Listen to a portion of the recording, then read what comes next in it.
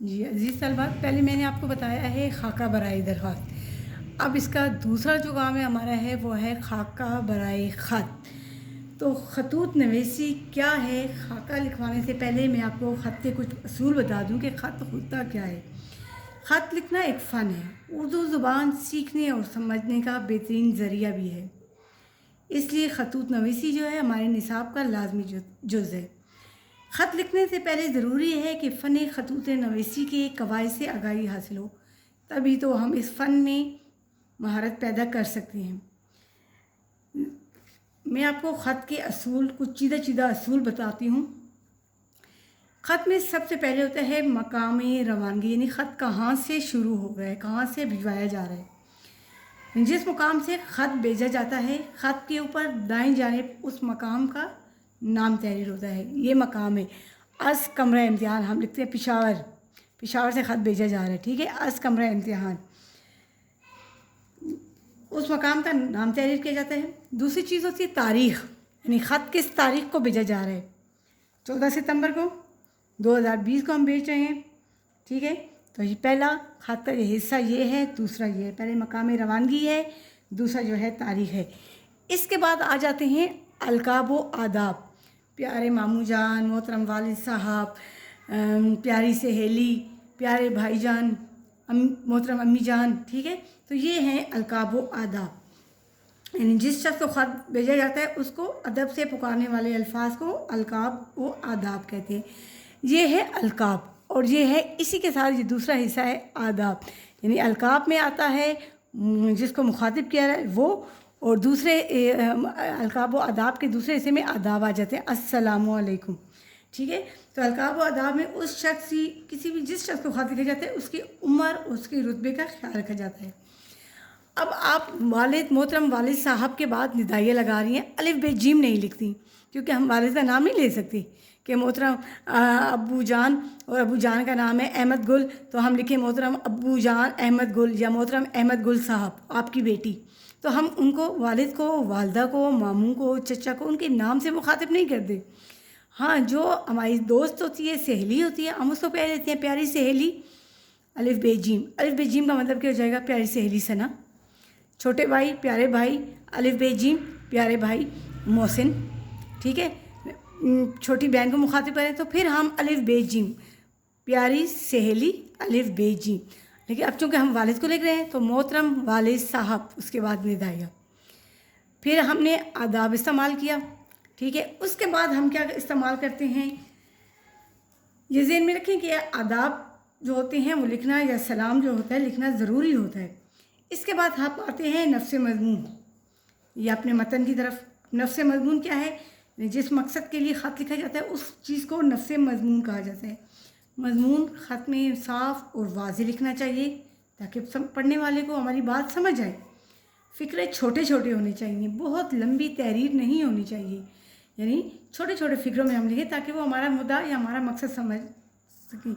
زبان بھی الفاظ آسان استعمال کریں تاکہ پڑھنے والے کو سمجھ آئے، اور مضمون کو بھی کوشش کریں کہ بڑے دل نشین، بڑے خوبصورت انداز میں ہم بیان کریں، ٹھیک ہے۔ اب یہ ہے نفس مضمون۔ اس کے بعد بھی ہم اسی کا حصہ ہے نفس مضمون مکمل ہونے کے بعد ہمیں دعا سلام لکھنا چاہیے۔ کیا؟ میری طرف سے سب گھر والوں کو سلام، میری طرف سے چھوٹے بہن بھائیوں کو پیار، سلام، دعا، ٹھیک ہے۔ ہم بہن کو لکھ رہے ہیں میری طرف سے اپنے بچوں کو پیار کریں، بڑے بھائی کو لکھ رہے ہیں میری طرف سے گھر والوں کو سلام دعا دیں، ٹھیک ہے۔ یعنی جو یہ جو سلام دعا ہوتا ہے یہ ہمارا خاتمہ ہوتا ہے، یعنی ہم جو ہے خط کو پائے تکمیل تک پہنچا رہے ہیں، اس کا اختتام کر رہے ہیں، ٹھیک ہے۔ اس کے بعد جو خط لکھنے والا ہوتا ہے اس کا بھی تو نام پتہ ہونا چاہیے کہ یہ سارا خط کس سے لکھا، کس سے لکھا۔ والد کو ہم لکھتے ہیں تو آپ کی دعا گو بیٹی، آپ کی مخلص بیٹی، ٹھیک ہے۔ اب ہم یہاں پہ فقط کے بعد آپ کی دعا گو بیٹی لکھیں گے، آپ کی پیاری بیٹی لکھنا اچھا نہیں لگتا، کیونکہ ہم خود کو والد کے لیے، والدہ کے لیے، چچا ماموں کے لیے ہم ہیں ہی پیارے، ہمیں کوئی ضرورت نہیں ہے کہ ہم اپنے منہ سے اپنی تعریف کریں کہ آپ کی پیاری بیٹی، آپ کی مخلص بیٹی، آپ کی دعا گو بیٹی، ٹھیک ہے۔ دعا گو بیٹی کون ہے؟ مریم ہے، ہنا ہے، ثنا ہے، لیلا ہے، جو بھی ہے، سین شین، اس سے اپنا نام نہیں لکھنا، ٹھیک ہے۔ اب ذرا اس خاکے کو دوبارہ سے غور سے دیکھیں कि मैं आपको तरीक़ेकार भी समझा दूँ, खाका बराए ख़त, क्योंकि मैंने पहले असूल बता दिए। अब ये है आपका 1 फिंगर गैप, ये भी अब 1 फिंगर गैप में आप ये फिंगर रखें तो 1 स्टार बराबर आता है। दरख्वास्त में हमने 2 स्टार लगाए थे, लेकिन ख़त में बहुत ज़्यादा गैप नहीं दिया जाता। अस कमरा इम्तिहान यानी ये मकाम रवानगी है, चूँकि हम जो है टीचर को ख़त लिखते हैं या मैं पेपर चेक करने वाले को जो है उसको सुपरिटेंडेंट को ख़त लिखते हैं, तो उसको हम कहाँ से बताएंगे कि हम कमरा इम्तिहान से लिख रहे हैं। हम उसे ये नहीं कहेंगे कि हम पेशावर से लिख रहे हैं, हम गुलबहार से लिख रहे हैं, हम कोहाट रोड से लिख रहे हैं। इस तरह कोई जगह को हमने मेंशन नहीं करना।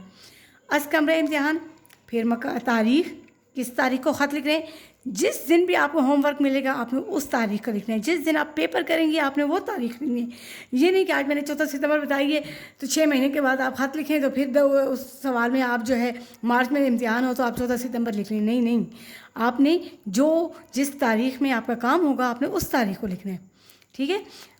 फिर आ जाएंगे इसी को देखें, जहाँ पे आपकी तारीख़ ख़त्म हुई उसके नीचे ही मैंने डाट लगाया। बहुत ज़्यादा गैप मैंने नहीं दिया कि मोहतरम वालिद साहब जो है मैं बाईं तरफ लिख दूँ, नहीं, उसी गैप के नीचे आ रहा है। देखें एक लाइन का गैप है और आप देखें रूलर से अगर लाइन लगाएं तो बिल्कुल मोहतरम वालिद साहब उधर ही आ रहा है। फिर इसके बाद हमें वालिद साहब को हम मुखातिब कर रहे हैं तो निदाइया हमने लगा रहे हैं। फिर वही 1 फिंगर गैप, अस्सलाम वालेकुम, अलकाब व आदाब है, ठीक है। ख़त लिखने का जो नफ्स मज़मून होता है उसको भी आप देखें, सलाम के बाद हमने कामा लगाया और अस्सलाम वालेकुम के बाद ही यहाँ से भी आप कर सकती हैं और इस तरह भी अस्सलाम वालेकुम के बाद आपने लिखना शुरू करना है नफ्स मज़मून। तो नफ्स मज़मून जब आप शुरू करेंगी तो कैसे, दुआया कलमात से या आदाब के साथ। सलाम के बाद अर्ज़ है कि मैं खैरियत से हूँ और आपकी खैरियत के लिए दुआ गो हूँ, या आपकी खैरियत नेक चाहती हूँ, या आपकी खैरियत मतलूब है। लफ्ज़ मतलूब जब लिखती हैं तो लफ्ज़ चाहती नहीं लिखेंगी, क्योंकि मतलूब का मतलब ही चाहना है, ठीक है, बता दिया। और आपकी खैरियत नेक चाहती हूँ।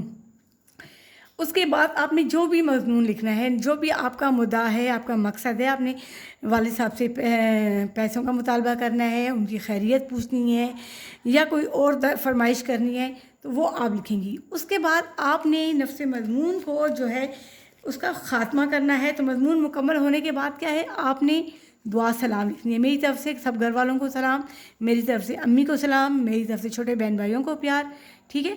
ये इसके बाद इख्तिताम और जो है नाम और पता जो ख़त लिख रहा है उसके हवाले से आपने बात करनी है। तो फ़कत या वस्सलाम भी आप लिख सकती हैं। आपकी दुआ गो बेटी, ये आपका नाम पता है। दुआ गो बेटी कौन है, सीनशी यानी सना अहमद। और अब यहाँ पे आपको अपना एड्रेस लिखने की ज़रूरत नहीं है। हाँ, एक चीज़ और, अगर आप ख़त जो है डाक के ज़रिए भिजवा रही हैं ना, तो जब आपका ख़त मुकम्मल हो जाता है आप उसको ख़त के लिफाफे में डालती हैं, तो फिर जो है एक तरफ ख़त भेजने वाले का एड्रेस आपको मालूम होना चाहिए कि आप उसको कहाँ ख़त भिजवा रही हैं, लाहौर, कराची, जहाँ भी आप उसको ख़त भिजवा रही हैं उसका एड्रेस, और दूसरे साइड पे आप उसको अपना एड्रेस, ताकि अगर वो आपको ख़त लिखे तो आपके एड्रेस पर आपको ख़त भिजवा सके, ठीक है। ये हो गया खाका बराए ख़त। इसके अलावा कोई भी मुश्किल होगी, कुछ भी होगा, इंशाल्लाह जैसे ही आप स्कूल आएंगी तो आपको ये सारी चीज़ें जो हैं हम दोबारा भी समझा देंगे। लेकिन हमारे समझाने से पहले ही, क्योंकि इस लेक्चर का मतलब यही है कि आपको एक एक लफ्ज़ का पता हो, आप हमसे सवाल करें, ना कि आप जो है हमें बिल्कुल गुमसुम होके देखें, ठीक है। शुक्रिया।